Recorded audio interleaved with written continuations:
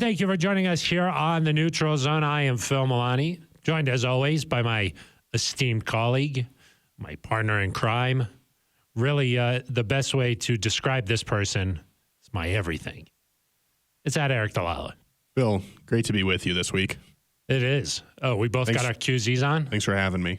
You know, we got right for the final week of the season. That's right. That is right. We got right, and it's right. A lot of good information. Yeah. Also joining us here in the official Neutral Zone podcast studio at Denver Broncos. Thank you, Phil. It's been a pleasure this season, and hopefully this tryout will become permanent. We'll have to see. Yeah. We'll have to see. Ben Swanson upgraded his flannel this week. It's got a button on it. Two buttons. You know, y'all have the QZ thing. I'm trying to get the flannel going, you know, start a trend of my own. Where do you keep your axe during the show? Yeah. I can't bring that just here. outside the door. Yeah, it's just leaning up against the wall. In case you need some firewood. Yeah. You'll be ready to go. Or where's your towels, oxen? maybe. Yeah, you want some the quicker picker upper? Ooh, no, different not a one. sponsor. Different Boo. one. Is that a different? I don't know. Yeah. Well, we got a great show for everybody. Naturally. You know, we're going to be talking about the Broncos head coaching search. Good topic. Aric, I know that you were wondering this. Yep. Just with regards to a new coach coming in, how many wins do you think a new head coach would be worth? Yeah, I think that's what people want to know, right? You want to know who the head coach is, but then you want to know immediately, what does this mean? What does it mean? Yeah, what does it really What's mean? really happening? You know, you listen to the Neutral Zone because you already know what's happening, but what does it really mean? Yeah. What's really going on there? That's why you come to the Neutral Don't Zone. let the mainstream media lead you astray. Yeah, we read between the lines and we tell you what's really happening. Yeah. And you come out and you're like, wow, I never thought about that. Yeah, exactly. So like right now, the Broncos, they're 4-12. Uh-huh. If they had, let's say, a Jim Harbaugh or, I don't know, Sean Payton, somebody like that, what would their record be? Ooh. You know, it makes you, we're going to get into it a little bit. Yeah. Or moving forward, you know, what would this mean for like next season? Like a new head coach comes in, boom, equals this many wins. Yeah. Because that's what it, you know, I don't know if you know this, Aric, but this game, it comes down to wins. It's about wins. That's why the players put those uniforms on, is that it's all about wins. That's why the players play and the coaches coach. Yeah, and why we pod. Yeah. So that's what it's all about. I think so. Wins. Yeah. I mean, it doesn't matter who you hire if it doesn't translate to wins, right? We put on this QZ every day and come in here, and it's about winning. Yep. And Swanson puts on the flannel. I wouldn't put this QZ on if I weren't ready to win. Yeah, exactly.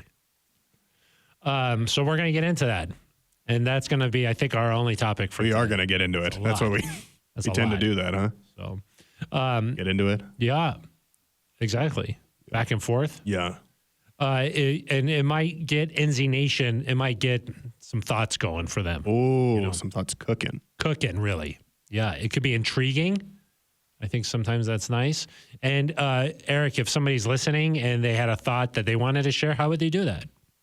Well, you could send an email to neutralzoneshow@gmail.com. It's a nice way. It's a really good way. Or, Phil, you could leave a voice message at It is confusing. I guess you could Even for record you. audio and Email it? yeah, you could do that. But like another a way to voice do memo? another way to do it would just be to dial 707 neutral, leave a message after the double beep. Uh-huh. That could be a good way. That could be really nice. Or tweet at us directly on Twitter, Phil, at Phil Milani with a PH, at Aric DiLalla with an A. They're non-traditional spellings. They really are. Yeah. Or at Denver Broncos. I probably wouldn't. If you did that, what would happen? Ooh. Probably nothing. Yeah. That's true. I wouldn't do that. I think you just scream into the abyss. Yeah, exactly. Kind of like that. If you tweet at him, it's like you never really tweeted. Might get a nice like. Oh. Could be really Maybe. good. That could be nice. Maybe. Or, Art? Phil, you could comment on our official YouTube channel. We love that We read the comments. Yeah. They're mostly nice. Some not nice. A lot of them are really nice, though. Yeah. They when I'm feeling down, They pick you up. I just log on, check it out, and it lifts me up. Let's read some of them. Oh, wow. Alex is that guy. Having Sean in Denver would be great. We can only hope for the best. How about that? Darren Tadlock.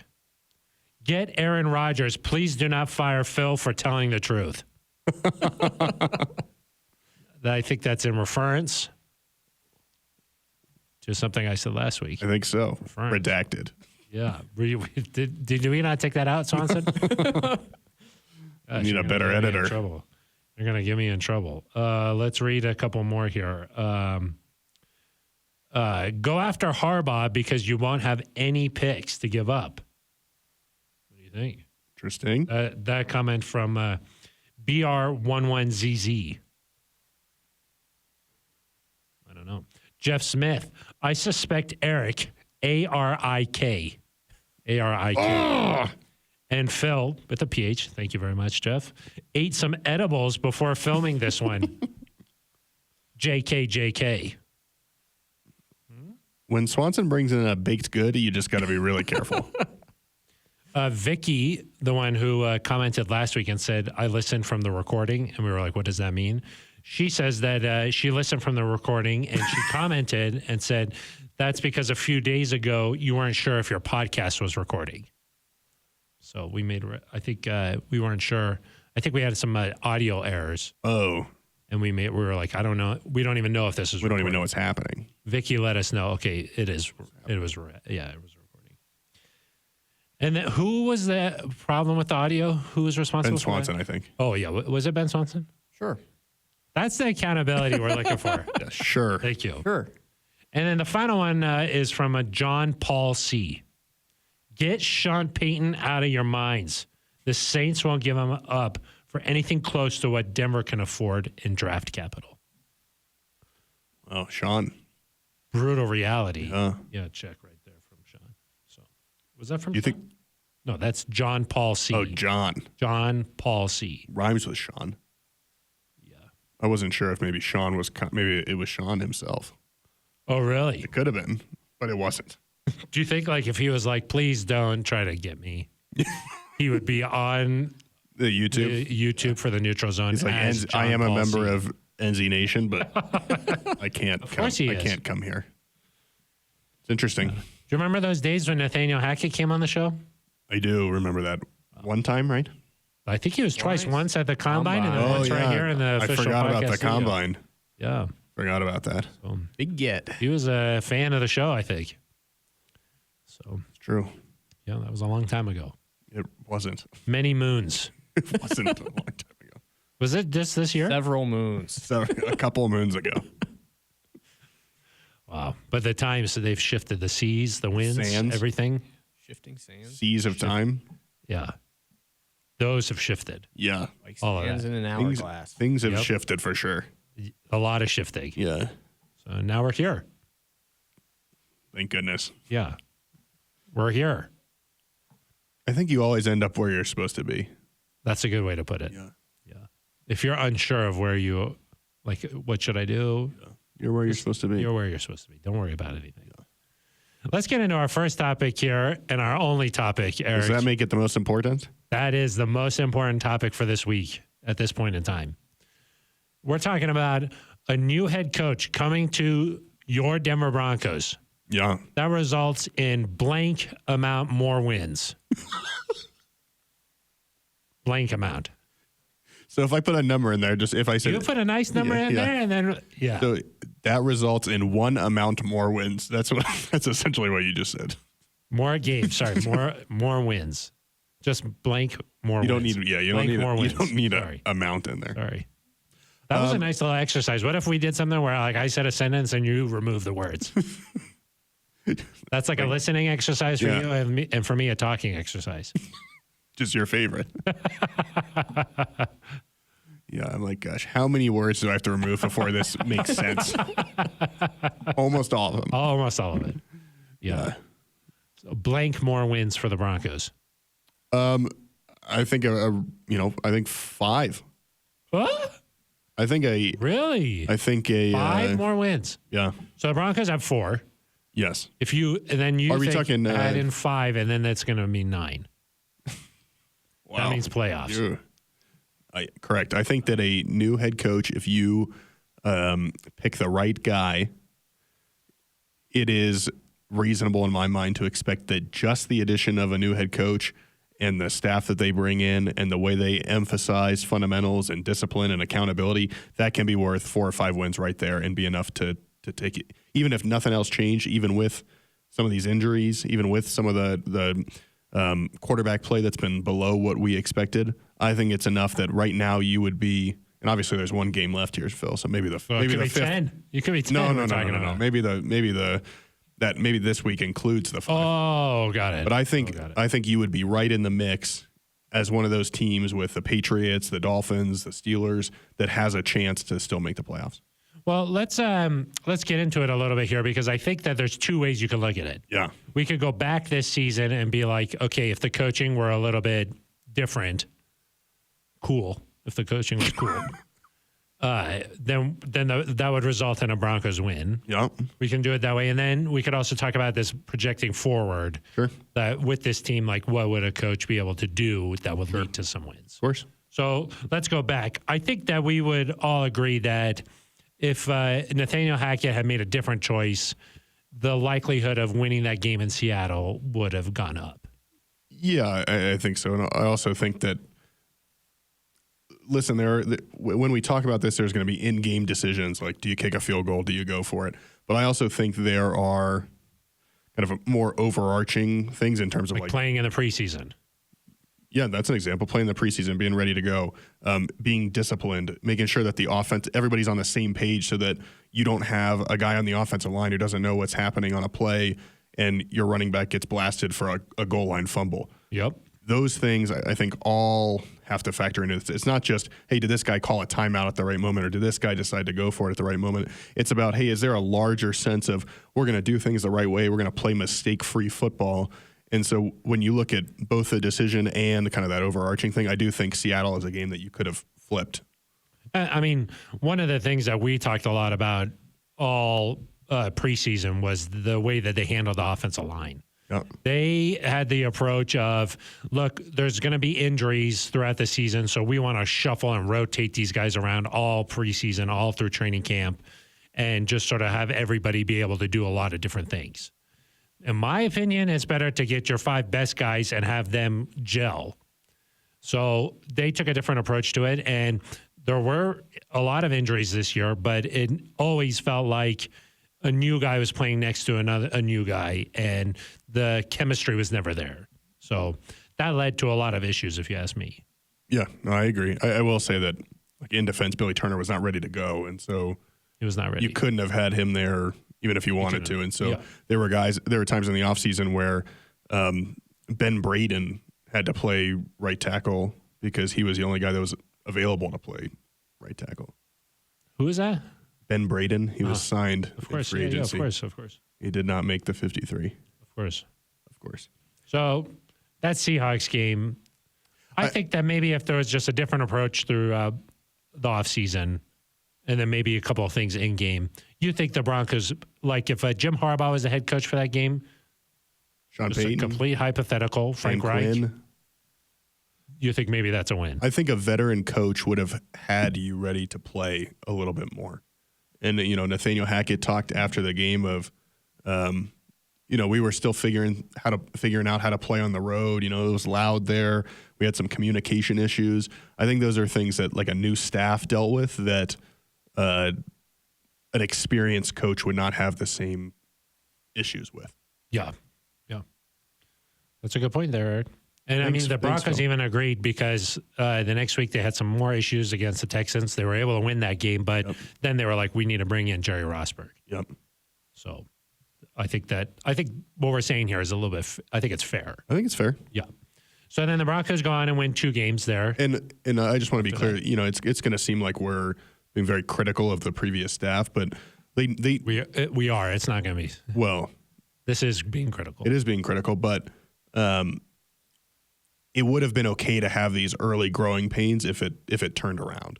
Because George Payton even said, Greg Penner said, hey, we expected there were going to be some speed bumps here as a first-time staff with a lot of young coaches got going. And what you saw in Seattle, Phil, I think was, just plain and simple, an example of a young staff figuring things out. It would have been okay to lose that game or to go through some of these growing pains if you would have gotten it on the tracks eventually, and it didn't get there. Signs of improvement. So one loss there in Seattle on its own was not a huge issue, but obviously the larger issue was that it didn't get fixed. Yeah. The Broncos go on to win 2 games in a row there. Yes. That's probably, at that point, that's probably the best the Broncos felt all year. After winning that 49ers game, they were 2-1. The offense still wasn't good, but at least you were 2-1. At that point, or just in general this year? After winning the game against the 49ers, that's probably the best that this team just sort of felt for the year. Yes. You're still 2-1. The idea was sort of like, it's easier to make some corrections after winning games. Like that was sort of what everybody was talking about. And if we can beat the 49ers scoring 11 points, wait till we get this offense going. Exactly. The defense is playing really good. If we just get a couple more touchdowns, we're going to be rolling. That was the idea at that point. Yep. Then I would say the next 3 games is really when the season fell apart. Yes. If you ask me. They went on the road to face Las Vegas. At that point, the Raiders had not won a game. It felt like things were going in 2 different directions at that point for those 2 teams, and the Broncos got rocked. They got rocked? I would say, yeah, they gave up 32 points in that game. Got it. And they lost by 9. Yeah. That was a rocking by a team that... a rocking is 51-14 or like 23. They got rocked. They would get rocked harder later in the year. But that was still Super a rock. I don't view that as a rock. Because at that point, we were like, this defense is really good, and then boom, they got rocked. 32 points. Okay. We can agree to disagree whether it's a Vegas. rock. That's a rock. Whether it's a rock or not. Okay, we can have varying viewpoints. They were between a rock and a hard place. Do you agree that we can differ on that? Of course I do. Yeah. Okay. We can differ. Yeah. I can be cool. You can be differ. Or I can be cool and you can be differ. That's true. I'll be differ. No, that game, Phil, I think that you had a lot going against you with some of the injuries that showed up. Javonte. Javonte goes down right after halftime. You have a fumble by Melvin Gordon that's not, to me, that's not a coaching thing. That's a player issue. So I think it's possible you just lose that game no matter who is the head coach, in my opinion. But it's about how you respond. And so I think going into that week 5 game, which I believe Indianapolis, is that correct? Thursday Night Football? That's true. I think the ability, one of the benefits of a veteran head coach, accountability, discipline, all these things we keep talking about, is how do you respond to losses so that one loss doesn't become 2, becomes 3, becomes 4. And I think against the Indianapolis Colts, you would have seen a team that did not let Indianapolis hang around without its 2 best players, and Jonathan Taylor and Shaq Leonard. And that, to me, Phil, was the biggest issue in that game. The Broncos had tons of chances to put the Colts away and never did, and it came back to bite them. And in this league, the good teams, when they have a chance, they put bad teams away. And I think with better coaching, the Broncos would have been able to do that. I think late in the game, a more veteran coach may have been able to say, we're not throwing the ball to the end zone here. When a critical interception, when Russ gets picked off throwing to Tyree Cleveland. Well, we don't know what happened in that situation. I mean, we don't know what Hackett told Russ or not, or how that all unfolded. Right. I mean, he could have told Russ, hey, let's be really conservative with the ball here, and then Russ just decided to make that decision. That's possible, but I think coming from a veteran established coach, maybe that carries more weight. That's possible. I think at that point in the season, we were like, something's wrong here. Yeah. That was what they scored 9 points in that game. Russ threw those interceptions in that game, and we were like, something's not right. Against a bad football team. Yeah, I guess. Yeah, exactly. I mean, they were reeling at that point. The Colts were, and that should have just been an easy victory. Should have been an easy win. Thursday games are always a little weird, but still, there were chances, and the Broncos had a lead, and you just have to be able to step on the throats of your opponent when you get the chance. Yeah. And I think that certain coaches, they get their players to a place where they learn how to do that, and they know how to do that, and they have that instinct. And the Broncos didn't have that instinct. And the other thing is, like a veteran head coach would be like, here's how we do Thursday games. Here's how we handle the week. Yep. It's not a learning experience. This is how we do Thursday games, period. Right. This is how we get ready for that. And, one thing that Nathaniel Hackett brought up a lot at the beginning of the year was this schedule is wacky. We can't get into a rhythm here. There's the Thursday game, there's Monday night game, there's Sunday night games. That is something that he brought up is that, hey, it's hard to get into a rhythm. And so I think that maybe a more established coach that wouldn't even be a thought. It was just, we're ready to rock. Yeah, and it's not just a thought, but when you say that, I think it gets into the heads of your players that we're in a tough spot here. Yeah. Instead of this is just what it is. Let's go. I like that. And then of course the next week they lost another overtime game on the road to the Chargers. Yep, where they played very good defense for the most part. Yep. They were without Ronald Darby. Damari Mathis got picked on a little bit in his first start. But still, the Broncos played good defense. They jumped out to, a 10-0 lead? Yep. And, again, that's a situation where you have to find a way to make it 17-0. Or you got to find a way to make it, add 3 more points. Just to get yourself to a place where the opposing team has to change what they're doing offensively. And then the second element of it is when the Broncos couldn't find that offensively, you need a coach that says, hey, everybody settle down. Let's relax. Let's find some adjustments that work here, which I think Nathaniel Hackett was able to do later in the year, the game against Arizona, for example. But I think there were times, Phil, where early in the year, if it wasn't working offensively, the Broncos had nothing they could rely upon to try to get things going. And it was just kind of the same thing over and over. And then lastly, of course, in that game, Montreal Washington muffs a punt that ultimately loses you the football game. If I remember correctly, a lot of penalties in that game. They were the most penalized team in the NFL. Those are coaching things to me in terms of special teams fundamentals, fewer penalties, making adjustments in the game. Those are things where coaching matters. And I think if you had, one of these guys that we keep talking about, you would have I think you would have won that football game. Well, here's a question for you, Eric. In the NFL, a lot of these games, because the talent disparity is so close, a lot of these games come down to just a couple of decisions here or there, or a few plays here and there. Yep. A guy like Jim Harbaugh coming from Michigan, that's not really the case. Maybe that happens like twice a season for him. Yeah. Where a game comes down to like a crucial decision.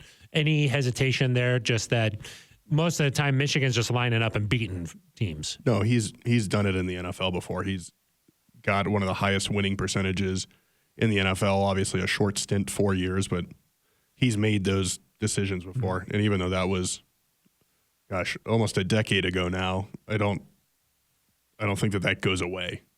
Yeah. So okay.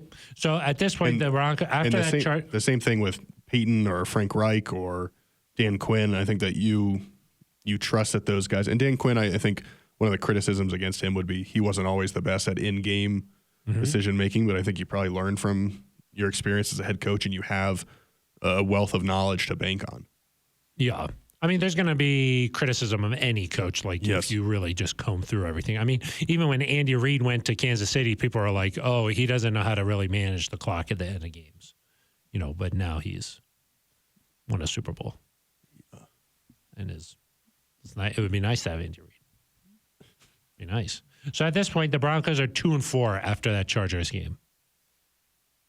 I think. In what, real life or 3, 4? Yeah, in real life, yeah. And we're saying they would be 4-2. Yeah, I'm saying, what do you think they'd be at this point? Oh, I think the Raiders is the only loss probably. Okay. And you think they still be like the 49ers, and the wins you would still count as wins?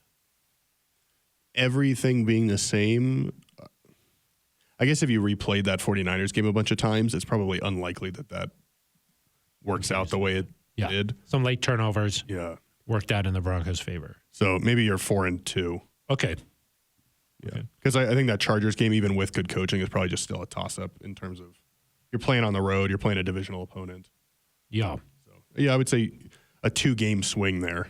Because just to play devil's advocate here, some people might just be like, oh, back-to-back overtime losses. Those could have both gone either way. Yeah. So, hey, that's, you could have just said, you could chalk it up to that too.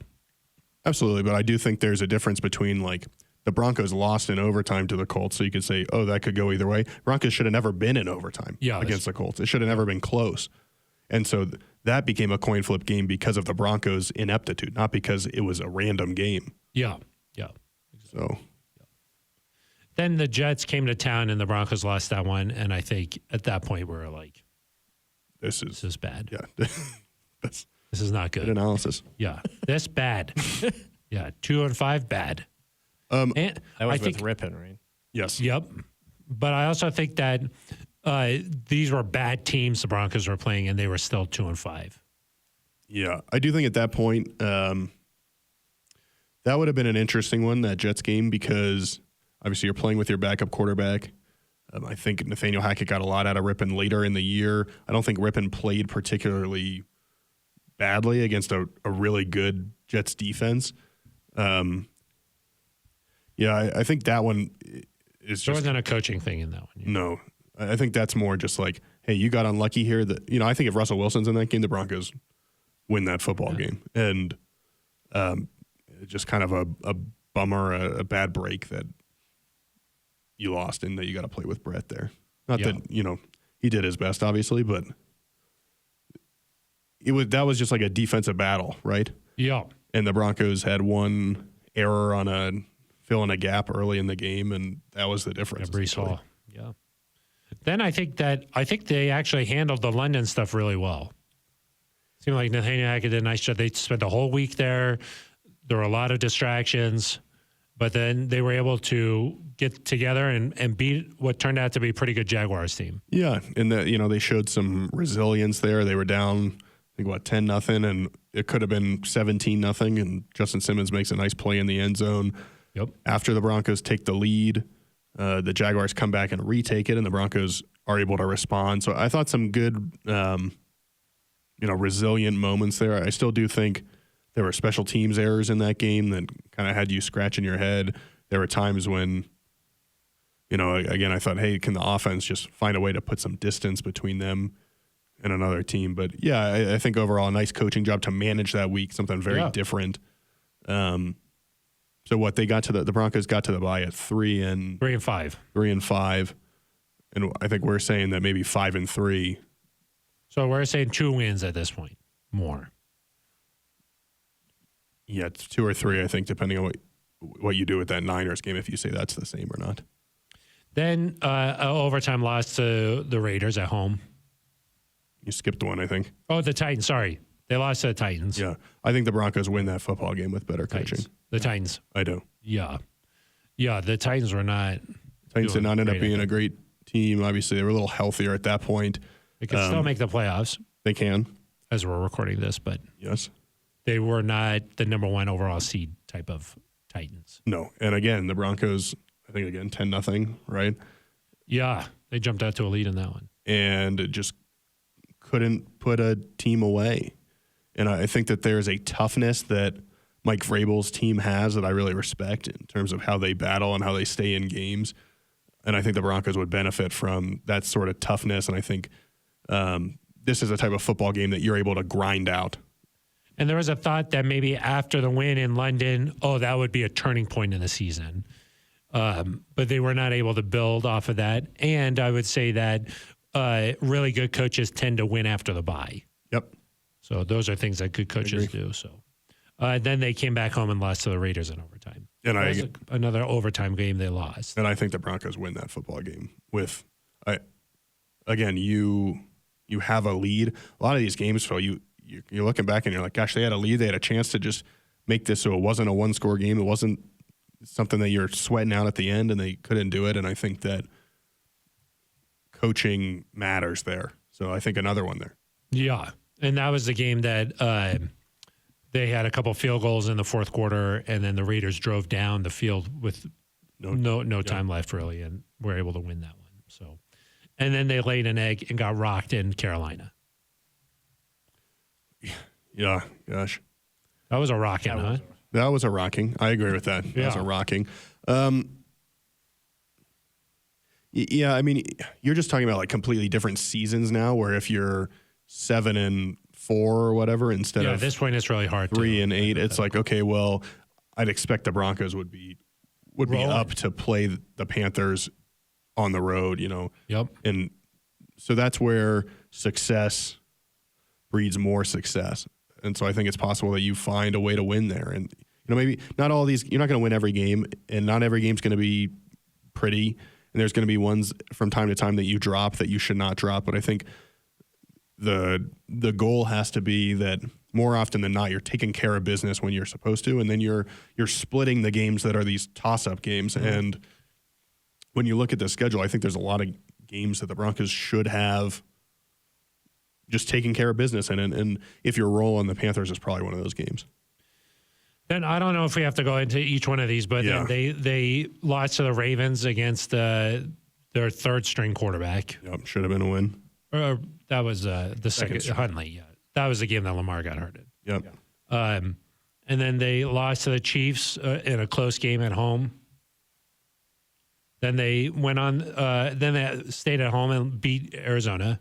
Yep. That was a pretty good coaching job with good Rippon halftime there. adjustments. Yeah, they made some halftime adjustments. They scored 24 points. And then the Christmas Day Massacre. We should come up with a name Super for that. rocking. Yeah, what do you think? We should call that. Let us know what a good nickname for that game would be. Yeah. The Cole game. You know. Yeah. I do think that we're getting to the point where had you won a few of those games early on and you believe and you're rolling, that the whole tone of the season changes. I think you see that with a team like the Los Angeles Chargers that the Broncos are playing this week. They started, I think they were 5-4, 5-5, did not, again, look good. Then they started winning a couple games, and then they just started rolling. And all of a sudden you look up and they're, 10-6? And have won 4 of their last 5 and have a chance here to be the 5 seed in the playoffs. And, you know, it's hard to imagine that given where the Broncos are. But I do think if you had just won a few of those games early, you start to believe, you start to have faith, and things change. Yeah. I do think that, like, a lot of the stuff that they were preaching at the beginning of the season, including win the West, that was like a big priority. And now it might be that they didn't win any game against a division opponent. Yeah. So those types of things, it's like it just never got going. And you point to the Chargers, that's a pretty good team there in LA. But I think you could even look at another division opponent, the Raiders. I mean, that thing, it was not pretty this season, but they still at one point got onto a little bit of a roll and like got things going for at least for a while. You know, like, I'm not trying to say that Josh McDaniels is a great head coach, but at least situations that aren't like the best in the NFL, there's still times in the season where it felt like, oh, there's some positivity here. There's some momentum here. The Broncos just never really had momentum this year. And that's another thing that good coaches can do. They can just kind of create this rhythm and this flow where guys are really buying in and everybody's like feeling good and there's just a lot of positivity. Yeah, and one of the, we've talked about, hey, how do you avoid a 3-game losing streak, a 4-game losing streak? The one thing we haven't talked about because it hasn't been relevant is, hey, if you win, building wins. If you win 3 or 4 in a row, how do you stay level-headed so that you don't go lay a dud, lay an egg and have a bad game? I don't think we've talked about that ever. I know, that's what I'm saying. It's never been relevant. Yeah. But we're talking about, how would a new coach change things? Well, you'd think a veteran coach would also have a good sense of, if you ever did get on a roll, how to make sure that you stay week to week, how to make sure that you're not overlooking teams, how to make sure that you're, ready to go each week so that you don't just kind of lose one where you're like, what happened? How did we lose that game? Yeah. So that was a look back. Looking forward here, a new coach coming in. What things do you think they would do immediately that would translate to wins? Well, we talked a little bit about it, but yeah, I mean, I think the accountability, the discipline, holding people, to a higher standard, finding an offensive system that works and being able to make those adjustments, having better play on special teams. I mean, I think in a way, it's a lot what Jerry Rosburg has done here in just a week in terms of just hey, let's be fundamentally sound. Let's not beat ourselves. And when I look, Phil, around the league, you think, okay, well, what coaches kind of are emblematic of that? And I think of Mike Tomlin and Bill Belichick, as we've mentioned, guys that just get the most out of their teams no matter what the circumstances are. And Mike Tomlin, despite having a rookie quarterback and a roster that is, has been beat up for a lot of the year, they're playing for a playoff spot this week. And the New England Patriots have obviously had quarterback issues. They are in a tough division. They're playing for a playoff spot this week. And so I think when you have a coach like that can set a standard and people understand, hey, I got to meet that standard no matter what, you're going to find more often than not that if you're disappointed, you don't beat yourself, you're going to beat a lot of teams. Yep. One of the things you like to kind of blast me on is like saying like, oh, if Von Miller were here, that would be a good thing. Huh? Yeah. So if they just had like a Bill Belichick, that would be a good thing. No, I think you want a coach that is obviously Bill Belichick's not walking through the door. Yeah. I think you need a coach that has a similar attitude and style where, hey, Bill Belichick doesn't make excuses for things. You don't hear, hey, we had to play Monday and then Thursday and then yeah. You don't hear that. Or, hey, we got a lot of guys injured. You don't hear that. And I get that the Broncos have had some tough circumstances this year, but I think when you're the coach, you got to set a tone of, hey, it doesn't matter. It doesn't. We just. It does not matter. Yeah. We got to go forward. And so I think there are coaches out there that we've talked about, Jim Harbaugh, Sean Payton, Dan Quinn, that it doesn't matter to them. You've got to set a standard that you meet no matter what. Yeah. I do think that building that culture can correct a lot of like little issues that pop up over the course of the season where, no, this is the Broncos way. And things like that, just they don't matter. And so that leads to wins, where I think that a lot of times we like get into the weeds so much and it's like, well, if we just had this standard, it would correct a lot of things. Yeah. And we talked about it where like certain guys like demand that sort of accountability and that respect, and the Broncos have just sort of missed that vibe in the building, really ever since Peyton Manning was here. There's not been that sort of like, like we got to sit up a little straighter, just act a little bit more proper, those types of, that just kind of feeling in the building in general. Yeah. And I think these are quick fixes too. I don't think you need some things it's going to take time, but it's clear from what Jerry Rosberg did in a week that you can make pretty significant adjustments quickly. Yeah, they show up on Sundays. And I think that, when you play more fundamentally sound and you make good in-game decisions and you try to play to this standard, then even if you throw an interception or you make a mistake, to me, that was a good sign from the Broncos game is that they threw a bad interception, they had a bad strip sack, and they were still right there on the road to win a football game. And so you think, okay, well, now if we do clean some of these things up, that's a win. Yeah. And you think, okay, well, hey, obviously we don't know what the schedule is going to look like next year, but you're going to play some tough games. How do you make it so that if you lose one, I think a good coach makes it so you don't lose 2 in a row or 3 in a row. Yeah. Because you look at playoff teams, Phil, the Dolphins are kind of an exception this year because they've gone on just these wild runs, but you lose 4 or 5 games in a row, you're not making the playoffs. You're not making it. And the Dolphins still might not, but they're in position if they win. Possibly. They went 3-0, 0-3, 5-0, 0-5, and it's like a weird year. Unbelievable. Yeah, that is true. Yeah, it just feels like culture and those kind of changes, they can be implemented quickly. Like I think if a Harbaugh comes in day one, like the vibe is much different. And then I think the last thing I think that we should talk about is just with Russ, that coaching dynamic with a guy like Russell Wilson, how that would work.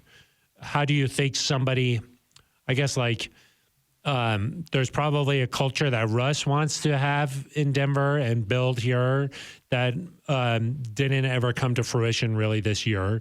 But there's this sort of general mindset when he speaks to the press. It's like positivity, belief that things will turn around. He talks a lot about this weathering the storm and like just better times ahead. That sort of just belief that he always has that things will get better. what about him already being here and then a new coach wanting to come in and be like, this is my standard or this is my team? There's probably going to be a lot of overlap, but just those are two big personalities. I'm assuming that the new coach will have a big personality. Are you worried at all about clashing there? No, I think the new coach sets the standard, and Russell Wilson said this week he wants someone that's going to challenge this team. He wants someone that's going to encourage you and lift you up, but also challenge you and push you to your limits. I think a new coach is going to do that. I don't think there's an issue there at all. I think both guys want to win football games, and it doesn't matter how you get there. I suspect the next coach will have a different approach than this last staff did, but I don't think that creates friction or tension. I think, if anything, it helps push you in the right direction toward where you need to be. Yeah. I do think that there will be times of tension there, but I think what will ultimately be important is how they work through that, because it's just going to happen because there's two big personalities there that, there's going to be a tough time at some point in the season where there's going to be a little bit of differing opinions. To me, the key will be how do they get through that? Because even just an example here in Denver is when Gary Kubiak came in with Peyton Manning, they didn't always see eye to eye. And there was some friction there at some points, but they were able to work through that. And ultimately, the overall greater good of the team is what's most important. And so they were able to get through that and go on to win a Super Bowl, obviously. But I do think that all good players, they want to be coached hard. They want to be pushed hard. They want to get better. They want to win.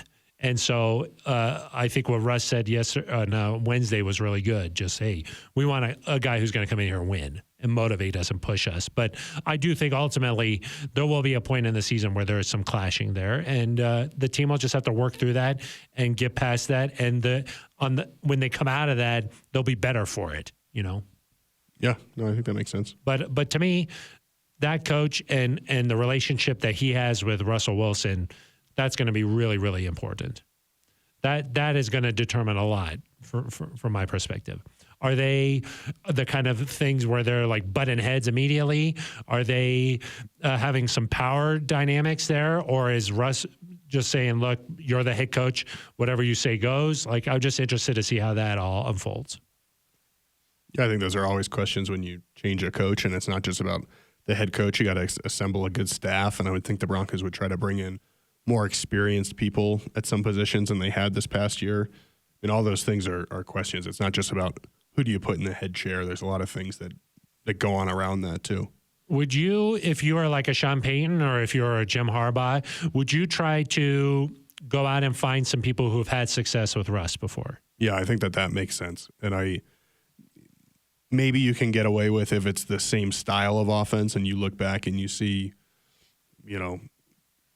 these guys ran the same system that Russ had success in. Maybe that would work, but I think I would feel most comfortable with saying, hey, here's a guy that's worked with Russ before and has had success. That's the guy I want to bring in to work with him again. And, it may have been 5-6 years since then, but to me, you can't afford to, I don't want to say guess, but to take a chance and just kind of go into an unknown because you've already wasted a season here.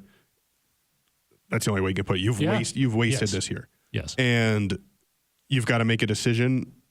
You've got to see improvement out of Russ, or you probably have to figure out, hey, what's another option?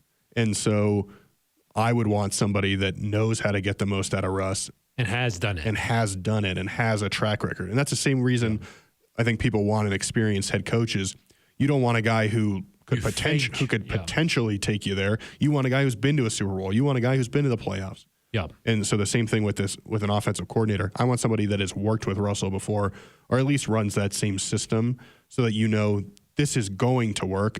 And if it doesn't work, then it's not a schematic thing. It's not a head coaching thing.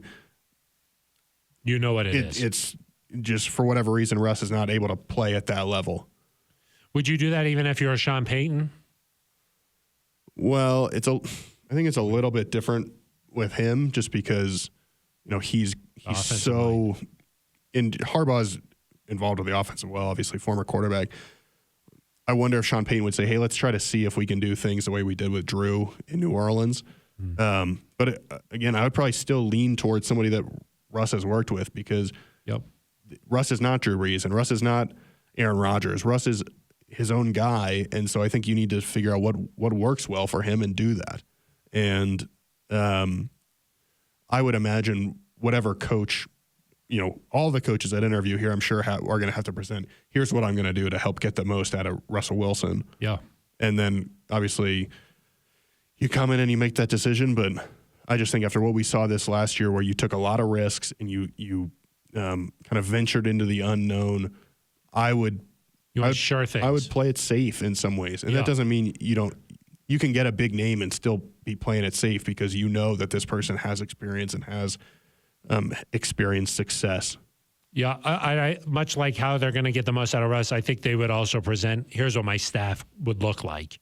Because Nathaniel Hackett, I mean, that's one of the things that led to his downfall, was that there was a lot of inexperience and a lot of those guys were just his buddies. Well, I think, obviously it's a league where you form connections and you keep those connections. I think probably one of the issues was just, as a first-time head coach, you probably don't know what it's like to assemble a staff. And there were reports that the Broncos wanted, I think, Adam Stenovich, the Packers offensive coordinator now. There were reports that the Broncos wanted to bring Luke Getsy from Green Bay to Denver. Obviously, they end up hiring Justin Outen as the offensive coordinator. I'm sure there were other examples of, hey, we want this coach and we can't get him. I think, one, if you're an experienced head coach, you bring a little bit more clout maybe and are able to get some of these guys to come over with you.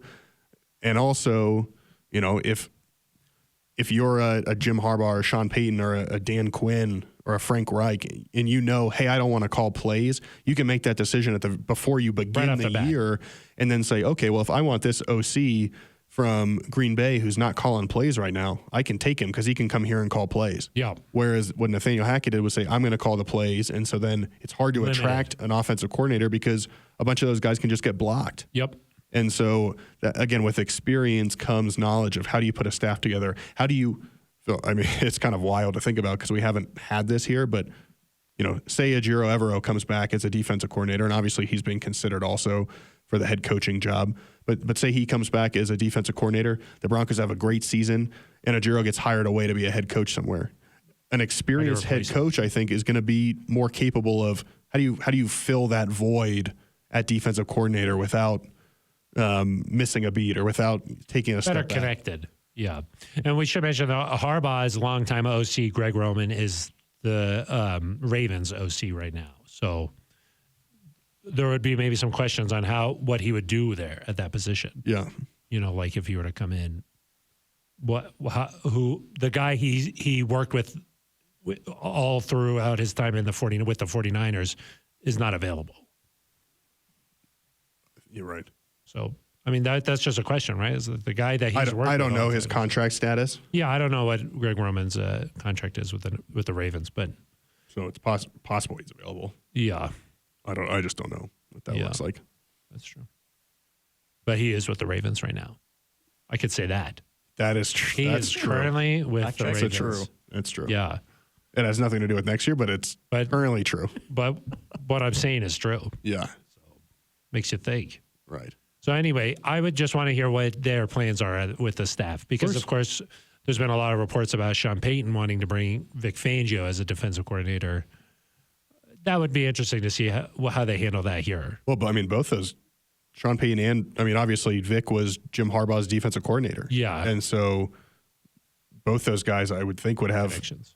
I don't know if it's interest in bringing Vic back, but keeping that, the defensive side will be interesting because Vic is a name there, but also that style of football means that Ejiro Evero would be a candidate, I would think. Oh, yeah, of course. And there'll be an interesting decision to make there at defensive coordinator. Yeah, yeah. There's just a lot of different things, different directions they could go in. Yeah, but it does seem like that Fangio style of defense that's the popular style in the NFL. So. Anything else you want to talk about with this? So what was our final answer there? You think like 4 or 5 wins? Yeah. And what we're thinking? I think that you look I think particularly early in the season, you look and you find 2 or 3 that are critical games. And then from there, I think if you're rolling, You keep building. you build. And so I don't think it's, after we go through it, I don't think it's as easy as saying, hey, it's just 5 wins. I think it's, can you win critical football games that set you up to build your confidence so that you end up going on a run of 6 or 7 wins in a row, or to be able to, hey, we've got the confidence to go beat the Chiefs at home in a big football game that helps decide the division. Those sorts of things. So I think it's more that this coach will help set the tone early in the season, hopefully, and get the Broncos on the right track. Do you think that when you bring in an experienced guy too, right off the bat, the players buy in a little bit more to the messaging versus a first-timer where they're sort of still feeling him out? Or do you think, like, even a Jim Harbaugh, when he comes in here, he's got to re-earn a lot of respect with this locker room? Or do you think that this locker room immediately is like, that's Jim Harbaugh, we believe? Yeah. So you've settled on the coach. Sean Payton comes in. Hey, Sean Payton comes in. Hey, I've won a Super Bowl in the NFL here. Immediately you're like, okay, whatever you say, like, we trust because they know what it looks like. Well, I think Russ is a good example here that he's had success in this league. He's had, he's won a world championship. He's been to 2 Super Bowls, won the most games of any quarterback in the first 10 years. You do have that instant credibility, but then you got to go prove it. And I think we saw there was frustration at times, on this offense, on this team. Russ didn't play to the standard that he knows he's capable of. And so I think it's the same thing with a coach. You do have a little bit extra credibility right away, which is what we said about Russ when he got here, but you still got to go out and prove it, and you still got to win. And if you're Dan Quinn and you come in and you say, hey, I've been to a Super Bowl, people might buy in a little bit quicker, but if you lose 3 of your first 4, it's hard to believe in that no matter who the coach is. So, because I do think that the spiraling where it, like, 2 losses becomes 3 and becomes 4, some of that can be attributed to a first-time head coach or a guy that the team just doesn't buy into it. And they're like, well, we're losing, so I don't believe this. Whereas maybe a guy like Harbaugh or maybe a guy like Sean Payton or Dan Quinn or whoever, if it's an experienced guy, that buy-in just is stronger. Yeah, I don't think the losses had anything to do with, like, the buying into Nathaniel Hackett. I just think that there were fundamental things that were not. Because the spiraling, I will say, around here has been a problem. Sure. Like Of course. the stringing of losses together, Vance Joseph, Vic Fangio, and then obviously this year with Nathaniel Hackett, that's been a huge problem. Yeah, I mean, bad teams are going to lose a lot of games. Yeah, well, that's true too. But I mean, these guys, they get eliminated right off the bat with some of these losses that just are all connected. At least this year, I don't think it has anything to do with the buy-in, because I do think guys were still playing hard right up until that Rams game. I mean, there's no reason to go to play hard against some of these teams late in the year, and the Broncos were still doing it. I think it's just there were other errors in terms of fundamentals, and Jerry Rosberg talking this week about, hey, we got to teach the fundamentals. Yeah, that's week 18. Yeah, I mean, some of these things you're just kind of like, why is this? I don't think it's an effort issue. It was more of like a inexperience or not running the right system or not teaching things the right way. That to me is a bigger issue than, I mean, they were clearly playing hard. Yeah. So except when they didn't. The last game. And the Panthers game was sort of a few rock eggs in there, I would say. A couple rocks. I mean, if you looked at this team, you would be like, they are still playing hard considering where they. Yeah, of course. Yeah. The season was, for all intents and purposes, over after that Jets game. Yeah. Even after the first Chargers game. And so, you could have had rocking week after week after week. Yeah. And didn't. There was only a few rocks. It's good. All right. Anything else you want to say, or? No. Okay. Any shout-outs you want to get to? Liz Gerald's probably. I would say Liz Gerald's. Would be good. Of course. Anything from you, Swanson? Shout out to the NZ Nation listeners the whole year. Good work. Nice job. Obviously, Nikola Jokic. Yeah. Big one coming up tonight. The LA Clippers are in town. Oh, man. Yeah. Hopefully no one listens to this Friday. Well, I think that everybody knows we record this on Thursday and it comes out on Thursday and it's sort of a Thursday thing. But if you listen on Friday, it's nice too. You'll be like, how did Phil know the Nuggets were going to win? How did he know? Huh? How do you think I knew that? Anybody else you want to shout Hopefully out? there's no rockings. Jim Harbaugh?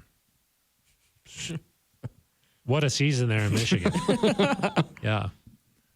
Obviously stings to have it come to an end that way. You're a big Michigan fan. Oh, I thought you were shouting out Jim Harbaugh. I said I'm sure you want to shout out Jim Harbaugh. Who do you want to shout out? Huh? Frank Reich? No, I Is don't. that who you are? Yeah, you want to shout out? I don't think so. Oh. You want to shout out Sean Payton? We can do that. Okay, well, go ahead. I'd like to shout out all the candidates. Shout out whoever the next head equal coach is, 'cause opportunity shout outer. Yeah. Do you think Sean Payton or Jim Harbaugh will come on with us here? Are we assuming one of them is the next head coach? Like if Dan Yes. Quinn's the coach, I doubt Frank Reich or Sean Payton or Jim Like, what Harbaugh's coming happened? on. What happened? Why? Yeah. Phil's like, why? No, I'm not saying that. I'm just saying those two seem to be the names that everybody's talking about. Yeah. I think that would Dan Quinn, if he was hired, do you think he'd come on? Sure. Be nice. I don't know if you would still be employed, but Why? he'd probably come on with me and Swanson. Why? He'd be like, I listen to the Neutral Zone. You seem so disinterested in having me as your head coach. No, I don't. Why would you say that? Don't put that into the world. New Put co-host. that into the world. Yeah. Yeah, maybe Coach Quinn could be my co-host. Would he be your everything or no? Yeah, Might be. Wow. If it comes to it. with the position, Comes with the right? chair. Jeez. Yeah, I don't think that that's true. You can't just recreate this magic. I don't think so. I think I'd be willing to try. It's not in the chair, Eric. It's in the QZ. Yeah. This is a unique bond. Yeah. At least I like That's to think so. something. It's definitely unique. Yeah, this chemistry, Yeah. it doesn't just happen overnight. The culture of the NZ, that's been built Yep. from the ground. Did you plant seeds? Okay. Of course I did. Yeah. Yeah, now And it's a beautiful You're garden. still here to see the garden. It's a beautiful garden. So actually, Swanson. I think planted it's the a nice seeds. I garden. did this. Yeah, you did this. Also did the raking, the mulching, the fertilizing. Aerating Watering. or no? You probably aerate aerate? before the mulching, right? You got to aerate early. First, yeah. It's good to aerate in the fall. Yeah. Yeah. And then You see the blooming from the spring, it's beautiful. spring. Yeah. Yeah. Fertilize?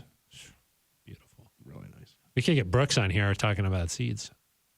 We could. We could. Planting. Special We're like, hey, there's been a lot of planting talk. Let's bring in An expert. field and turf guru. Love a good guru. Guru. Yeah, that's a great word, huh? Okay, and maybe shout out Zohair or no? Yeah, sure. Okay. Yeah, okay, yeah. Shout out Zohair. And, Pat Surtain, team MVP. oh. Breaking news. Yeah. Tell us about that. He was named the Demarius Thomas team MVP, selected by local media. Oh. Eric, who did you vote for? I abstained. I didn't feel I was right. Too close to the situation. Oh. Too close. Smart. Yeah. Who do you think who else was in the running for it? Justin Simmons, Alex Singleton, Really? Josie Jewell, or fact check Swanson. Yeah, Singleton, Simmons, Jewell. They were the other players named as receiving strong support. Oh, who do you think? Who do you Oh. think received not strong support? Yeah. I got a few I don't names. want to go. I don't want to go there. Yeah. I got a few names. Good guy award. Dang, Pat Surtain. Well, no, I mean, Pat Surtain had a heck of a year. Of course he He's did. very deserving of team MVP. I would say. Yep. Pro Bowler. The only thing is, if Justin Simmons finishes the season with leading the league in interceptions, Yeah. Yeah. I think. hard to go away I think from you him. could argue Huh? that Justin. Well, like Justin directly contributed to a win with in London with that interception. Oh, yeah. Which makes him valuable. That is true. I always have a little bit of a tiff with MVP because people tend to just vote for the best player. Uh-huh. That's not what that means, though. Most valuable player. Yeah. You think that the best player could be for the Broncos Like be different than the... Yeah, I do. Who brought the most value? Probably Russ then. I think you could. That's the quarterback. I think you could make the argument that in the Broncos wins, which is probably what this should be judged on, right? I don't know. Because losses, Yeah, but What- half what the does it wins, matter? Justin was on IR. yeah, that's why I said maybe Russ. Oh. It just shows you that maybe he wasn't valuable as much as Well, he wanted to be. If you look at any football team, the most important position is the quarterback. Well, then So just, it would then just call always it be like the quarterback. and name it most outstanding. Yeah, there you go. I just don't like the most valuable. It's always going to be the quarterback. Yeah. Or like if you look at the NBA, it's just always going to be Jokic. So, I prefer my MVP to win December Player of the Month honors. oh, really? Yeah. Lucas stole that.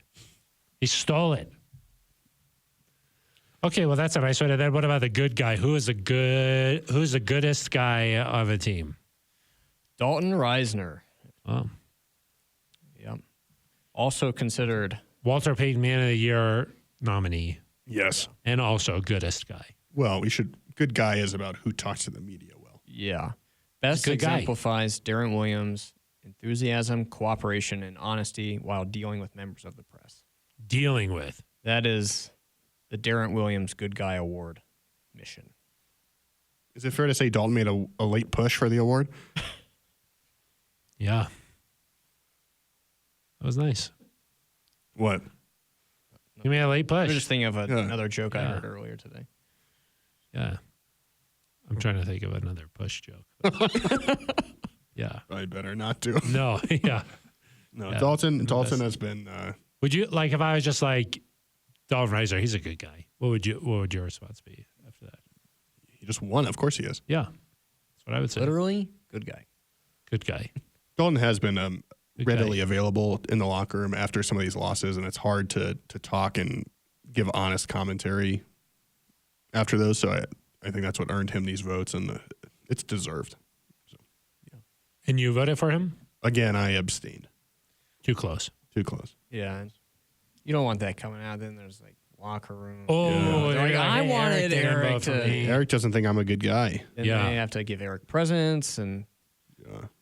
try and sway his vote. I wish the players would vote for best media member. That would be That would be great. nice. That would be great. Yeah. I know who wouldn't win. Mike Kliss. Friend of the show. Friend of the show. Okay, who else was also receiving strong consideration? Yeah. This one actually says significant consideration. Oh, Sorry. Justin, who has won the award 3 times previously. Sternad. No, Simmons. Oh, Sorry, got Justin. Hope you didn't get your hopes up listening to that part. Alex Singleton, Mike Purcell. Singleton was up for both? Yeah. Maybe people got confused. Thought they were just voting for the same thing twice. Yeah. Okay, well, the last one of the year, but the Thursday show Actually, That's goes the first on one of the year. of the season. Well, then why didn't you Kind of- say that? The NFL is Actually weird not- because the It's season actually comes to not an the end as first the one. new Second year one of the begins. year. Second one of the year. It's not even the first one of the year. Yeah. We can't even say Happy New Year, according to Larry David, right? Yeah, 3 days. 3 days is Happy holidays. yeah. Happy holidays. As one season ends, a new year begins. Beautiful. It's poetic. Let's land the plane. You gotta land. Thank you, Patrick. Okay, we're landing. All right, that's going to do it for us. We'll be back next Thursday. We'll probably be talking about Jim Harbaugh and Sean Payton a little bit. And you have that to look forward to coming up next Thursday. For Ben Swanson and Aric DiLalla, I am Phil Milani. You've been listening to The Neutral Zone.